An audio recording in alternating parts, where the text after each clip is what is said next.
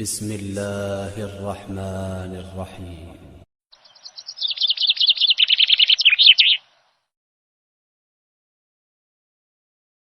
مومنین اکرام، السلام علیکم۔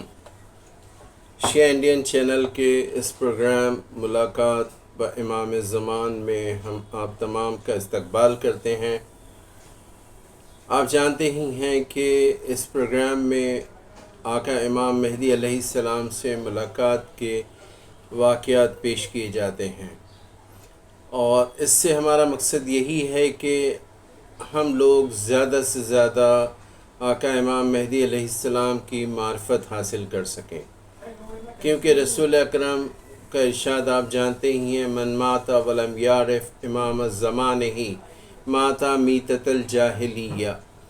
جس کسی نے اپنے وقت کے امام کو نہیں پہچانا، اس کی موت جاہلیت کی موت ہے۔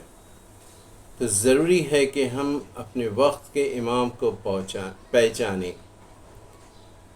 واقعات امام زمان کے سے جو ملاقات کے واقعات ہیں، وہ بھی ایک طرح سے ہمیں ان کی معرفت عطا کرتے ہیں، ہمیں یہ دکھاتے ہیں کہ ہمارے وقت کا امام اپنے شیعوں کو کتنا چاہتا ہے، اور وقت ضرورت ان کی وہ مدد بھی کرتے ہیں۔ تو چلیے آج کے واقعے کی طرف آتے ہیں۔ آگے بڑھنے سے پہلے آپ کو بتا دیں کہ اگر آپ نے شیعہ انڈین چینل سبسکرائب نہیں کیا ہے تو سبسکرائب کر لیجئے، تاکہ ہمارے پروگرام کے نوٹیفیکیشنز آپ کو ملتی رہیں۔ چلیے اب آج کے واقعے کی طرف آتے ہیں۔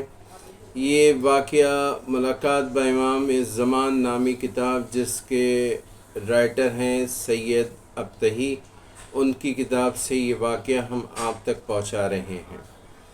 وہ کہتے ہیں کہ سال 1342 ہجری فقہ کا دور تحصیل مکمل کیا تھا، اور چاہا کہ قرآن کریم کے ارشاد کے مطابق مشہد مقدس کے لوگوں کی پرارزش خدمت کروں۔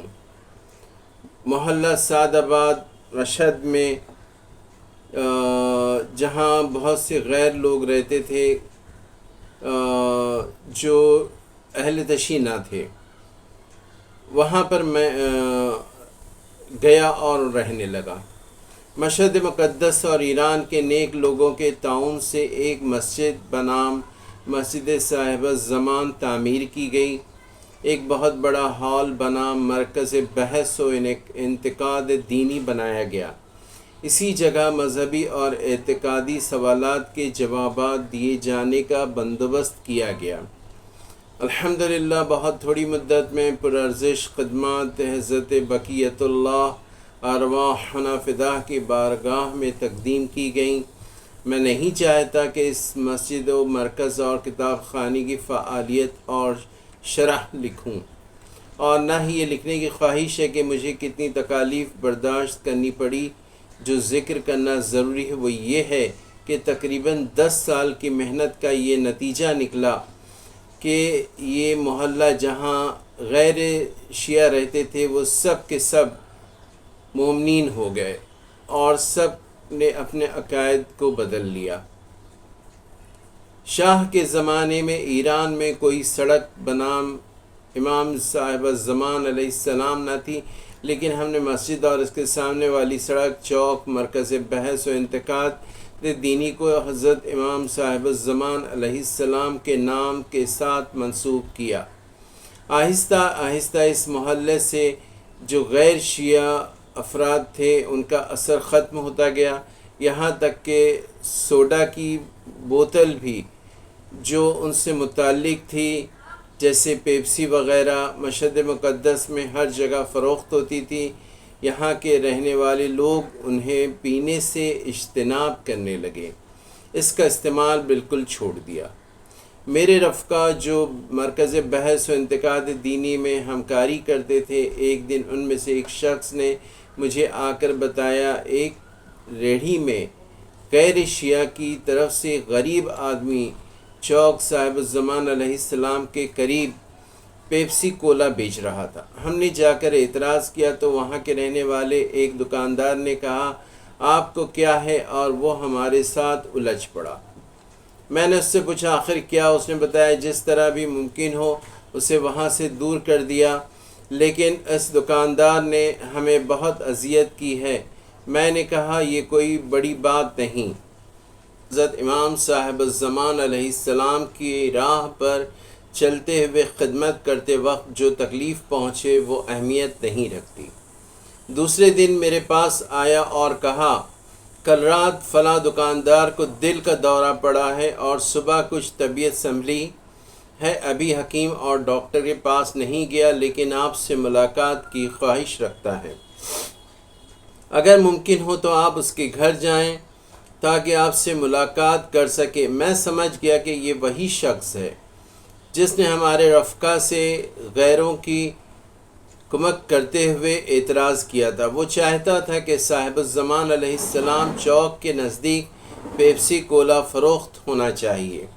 میں نے اپنے دوست کو کہا بہت اچھا، میں ابھی جاتا ہوں اور اس سے ملاقات کرتا ہوں۔ فوراً لباس پہنا اور دکاندار کے گھر گیا۔ اس کی حالت بہت خراب تھی۔ میں اس کے قریب جا کر بیٹھ گیا اور احوال پرسی کی، عیادت کی۔ اس نے مجھے بتایا کہ کل رات کو جب میں گھر آیا تو بہت خوشحال تھا کہ غریب آدمی کی مدد کی ہے۔ غذا کھانے کے بعد بستر پر لیٹ گیا۔ اس فکر میں تھا کہ آج میں نے ایک مفلس آدمی کی مدد کی ہے۔ اس بات پر میں خوش تھا کہ اچانک بقیت اللہ ارواحنا فداہ کو دیکھا، تشریف لائے ہیں اور مجھے ڈراتے دھمکاتے ہوئے تنبیہ کرتے ہیں۔ فرماتے ہیں اگر اس کام سے یعنی میرے دشمنوں کی مدد کرنے پر پشیمان نہ ہوا تو تمہیں موت آ جائے گی، اگر توبہ کرے گا تو شفا پائے گا۔ میں بے ہوش ہو کر زمین پر گر پڑا۔ اس کے علاوہ مجھے خبر نہیں کیا ہوا۔ صبح کے وقت جب مجھے ہوش آیا تو میں نے ارادہ کیا کہ میں اس برے عمل سے توبہ کروں، اس لیے خواہش کی کہ آپ میرے گھر تشریف لائیں اور گواہ رہیں کہ میں نے توبہ کی ہے۔ مجھے یقین ہے کہ مجھے شفا ملے گی، یہاں تک کہ حکیم یا ڈاکٹر کے پاس بھی جانے کی ضرورت نہیں ہے۔ اسی طرح ہوا، کئی سال گزر چکے ہیں، وہ زندہ سلامت ہے، بیماری کا نام و نشان بھی باقی نظر نہیں آتا۔ اللہم صلی علی محمد و آل محمد۔ تولا اور تبرہ، اہل بیت معصومین علیہ السلام کے دوستوں سے دوستی کرنا، ان کے دشمنوں سے بیزاری کرنا۔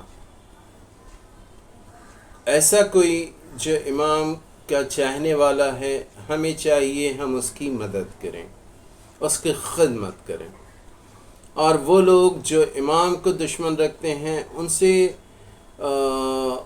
کسی بھی طرح کی محبت ہمارے دل میں نہیں ہونا چاہیے۔ اس کی وجہ یہ ہے کہ وہ جب آقا امام زمان کو سے دشمنی رکھتے ہیں تو ان سے دشمنی رکھنے والا ہمارا دوست کیسے ہو سکتا ہے نا؟ اب یہاں پر یہ بھی ضروری دیکھنا ہوگا کہ کہیں ہم ایسے کام تو نہیں کر رہے جس کی وجہ سے امام ہمیں اپنے دشمنوں میں شمار کرتے ہیں۔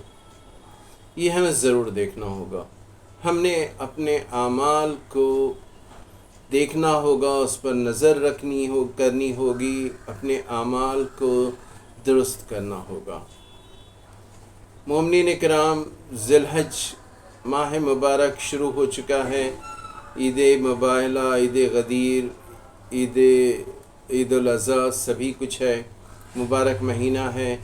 کوشش کریں کہ ہم ان تمام برائیوں سے بچ سکیں جو ہمیں امام کے دشمنوں کی طرف لے جاتی ہیں۔ ہم وہ کام کریں جو آقا امام مہدی علیہ السلام ہم سے چاہتے ہیں۔ ہم لوگ یہ ضرور کوشش کریں گے۔ بس آج اتنا ہی۔ آخر میں اس التماس کے ساتھ اجازت چاہتے ہیں کہ اپنی دعاؤں میں ہمیں یاد رکھیے گا، اور یہ پروگرام آپ کو کیسا لگا اس کے متعلق اپنی رائے ضرور دیں۔ اگر ہماری کوئی غلطی ہو، اس میں کوئی ہم سے غلطی ہوئی ہے تو اس سے بھی ہمیں آگاہ کریں۔ بس آج اتنا ہی۔ شکریہ۔ خدا حافظ۔ التماس سے دعا.